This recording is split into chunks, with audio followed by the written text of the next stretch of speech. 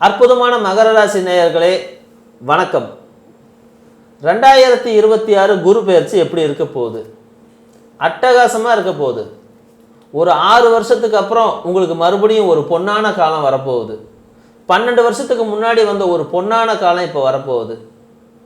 எங்கேயாவது போகணும், எதையாவது செய்யணும் அப்படின்னு நினச்சிட்டு இருந்தீங்கன்னா உடனடியாக செய்ய ஆரம்பிங்க. ஒரு இடத்துல முடங்கி கிடந்த அந்த வாழ்க்கை உங்களுக்கு மாறிப்போச்சு. என்னடா பண்ணுறதுன்னு தெரியாமல் நெருக்கடியாக இருந்த அந்த சூழ்நிலையும் மாறிப்போச்சு. வருமானத்தில் இருந்த தடையெல்லாம் மாறிப்போச்சு.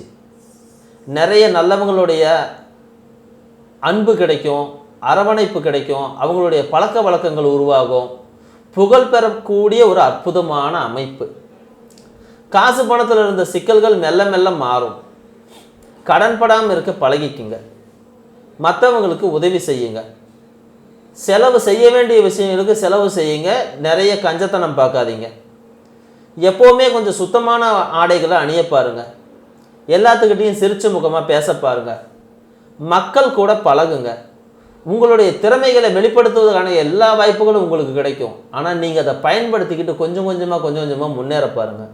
ஒரு நாளில் எதுவும் நடக்காதுன்றது உண்மைதான். ஆனால் ஒரு மாதத்தில் நீங்கள் எதிர்பார்த்த அந்த அற்புதமான இடத்த போய் நீங்கள் அடையிறதுக்கும், உங்களுடைய விருப்பங்கள் நிறைவேறுவதற்கும், உங்கள் லட்சியங்களை நீங்கள் சாதிக்கிறதுக்கும் இந்த காலம் ரொம்ப அற்புதமான காலம். எல்லாமே அற்புதமாக இருக்குது அப்படின்னு சொன்னால் அதில் நீங்களும் ஒரு முக்கியமான ஆள். குரு 7ஆம் இடத்துலேருந்து பார்க்குறாரு. சனி 3ஆம் இடத்துல போய் மறைஞ்சு நிற்கிறாரு. 2ஆம் இடத்துல ராகுவும் 8ஆம் இடத்துல கேதுவும் இருக்கிறது தான் கண்டிப்பாக கோளாறு. என்ன செய்ய போகுது? குடும்பத்தில் சில சிக்கல்கள் உருவாக்கும். பணம் கொஞ்சம் காலியாகும். ஒன்றும் பெருசாக கவலைப்பட வேண்டியதில்லை. குரு பார்வையில் நீங்கள் மறுபடியும் பணம் சம்பாதிக்க ஆரம்பிச்சிருவீங்க. அதனால் அதில் கவலையே படாதீங்க.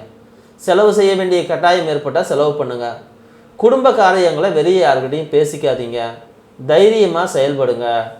ஒரு கிராம தேவதையை பிடிச்சிக்கிங்க. காவல் தெய்வத்தை பிடிச்சிக்கிங்க. நாய்களுக்கு பிஸ்கட் வாங்கி கொடுங்க. குதிரைகளுக்கு ஏதாவது புல்லு கொல்லு ஏதாவது வாங்கி கொடுங்க.